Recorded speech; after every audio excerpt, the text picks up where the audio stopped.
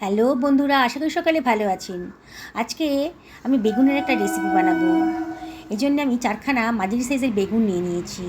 বেগুনগুলোকে আগে থেকে ধুয়ে পরিষ্কার করে নিয়েছি। মাথার দিকের অংশটা কেটে বাদ দিয়ে দিচ্ছি। আর দেখুন আমি কীভাবে কাটছি। একটা বেগুনের মাঝ বরাবর আমি কেটে নিলাম।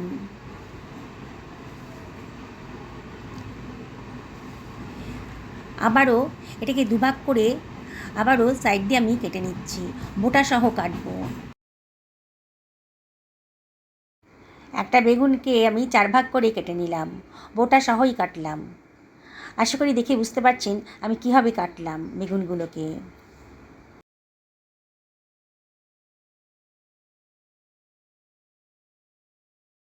সমস্ত বেগুনগুলোকে আমি একইভাবে কেটে নিলাম। অসম্ভব টেস্টি একেবারে নতুন ধরনের একটা বেগুনের রেসিপি আজকে তৈরি হতে চলেছে। একটা পাত্রের ভেতর বেগুনের টুকরোগুলো আমি দিয়ে দিয়েছি, আর এর ভেতরে দিয়ে দিলাম জল। আর এর ভেতরে আমি দিয়ে দিচ্ছি 1 টেবিল চামচ মতো লবণ। লবণ জলে ভিজিয়ে রাখলে পরে বেগুনের ভেতর যে কষটা থাকে সেটা চলে যাবে।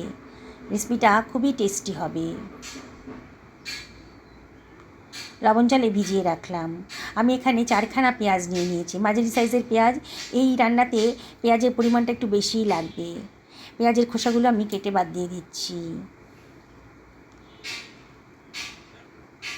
পেঁয়াজটাকে এবার আমি কুচি কুচি করে কেটে নিচ্ছি। সমস্ত পেঁয়াজটাকে আমার কাটা হয়ে গেছে। অন্য একটা জায়গায় ওইগুলোকে সরিয়ে রাখছি। কতগুলো রসুন কোয়া নিয়ে নিয়েছি, এগুলোকে আমি কুচি কুচি করে কেটে নেব। যারা বেগুন খেতে পছন্দ করেন না তারাও কিন্তু এই রেসিপিটা দিলে পারে চেটেপুটে খেয়ে নেবে। 1 ইঞ্চি পরিমাণ আদাও কুচি কুচি করে কেটে নিলাম, সরিয়ে রাখছি। বেগুনটা জল থেকে তুলে অন্য একটা পাত্রের ভেতর রেখে দিয়েছি। এবার এর ভেতরে আমি দিয়ে দেব 1 টেবিল চামচ মতো লবণ। আর এর ভেতর দিয়ে দিচ্ছি 1/2 টেবিল চামচ মতো হলুদের গুঁড়ো, 1/4 টেবিল চামচ মতো লঙ্কার গুঁড়ো এর ভেতরে দিয়ে দিলাম। আর দিয়ে দিচ্ছি বেসন। এখানে আমি 1 টেবিল চামচ মতো বেসন দিয়ে দিলাম। এবার সব কিছু বেগুনের সাথে খুব ভালো করে মিশিয়ে নেব। প্রতিটা বেগুনের পিসকে ধরে ধরে মশলার সাথে ভালো করে মাখিয়ে নিতে হবে, তাহলে কিন্তু রেসিপিটা খুব টেস্টি হবে। দেখুন সমস্ত মশলার সাথে বেগুনগুলোকে মাখানো হয়ে গেছে, সরিয়ে রাখলাম। একটা কড়াই নিয়ে নিয়েছি, যে কড়াইতে আমি রান্না করব। এর ভেতরে দিয়ে দিচ্ছি কুচনো পেঁয়াজটা, কুচনো রসুনটাও দিয়ে দিলাম, আদা কুচিটাও দিয়ে দিলাম।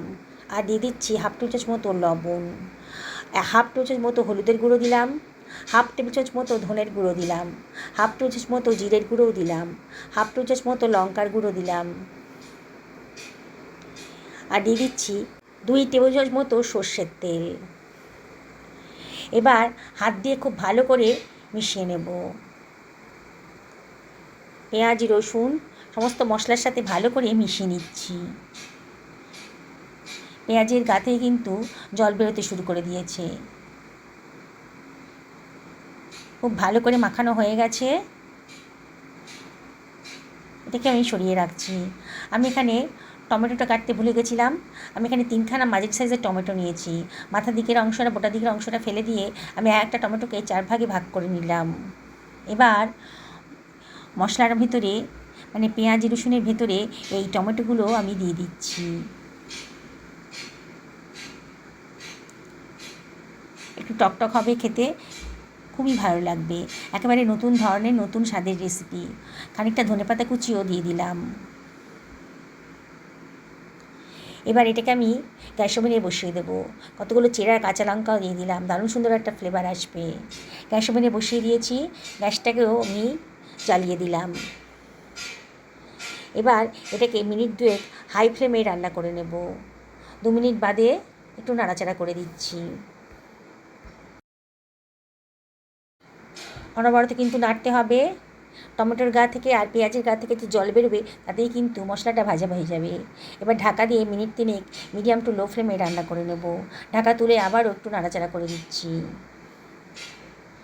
এবারে আমি এর ভেতরে দিয়ে দিচ্ছি 2 টেবিল চামচ মতো জল, যাতে পোড়া না লেগে যায়। দিয়ে আবারও হাই ফ্লেমে মশলাটাকে ভালো করে কষিয়ে নিচ্ছি। একেবারে নতুন ধরনের নতুন স্বাদের রেসিপি আজকে তৈরি হতে চলেছে। আবারও ঢাকা দিয়ে এটাকে একেবারে লো ফ্লেমে রান্না করতে দেবো।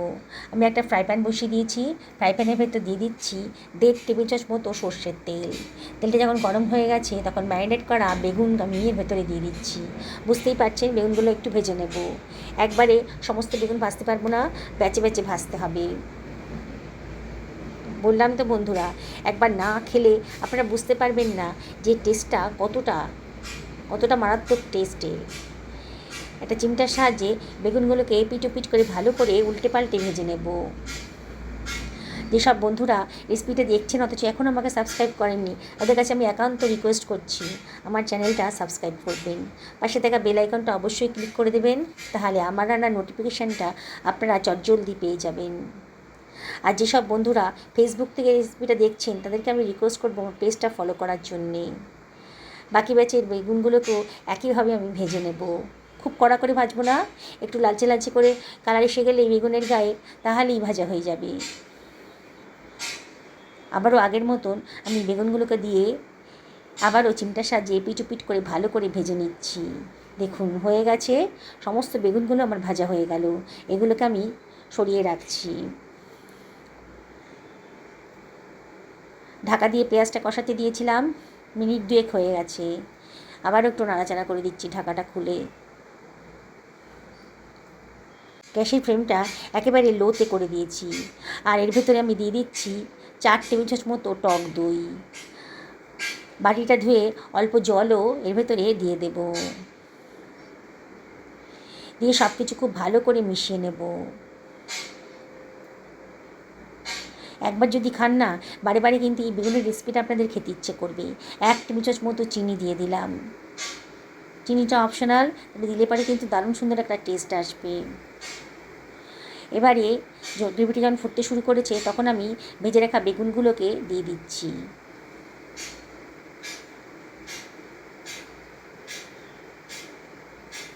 বললাম তো বন্ধুরা, যারা বেগুন খেতে পছন্দ করেন না এই রেসিপিটা তাদেরকে একবার দিয়ে দেখুন, চেটে পুটে খাবে আর বারে বারে রিকোয়েস্ট করবে আবার বানিয়ে দেওয়ার জন্যে। সমস্ত বেগুনগুলোকেই আমি গ্রেভিটার উপর দিয়ে দিলাম। আলতো হাতে একটু নাড়াচাড়া করে নিতে হবে, বেগুন খুব নরম, ভেঙে যেতে পারে। সাইড দিয়ে আলতো হাতে একটু নাড়াচাড়া করে দিচ্ছি।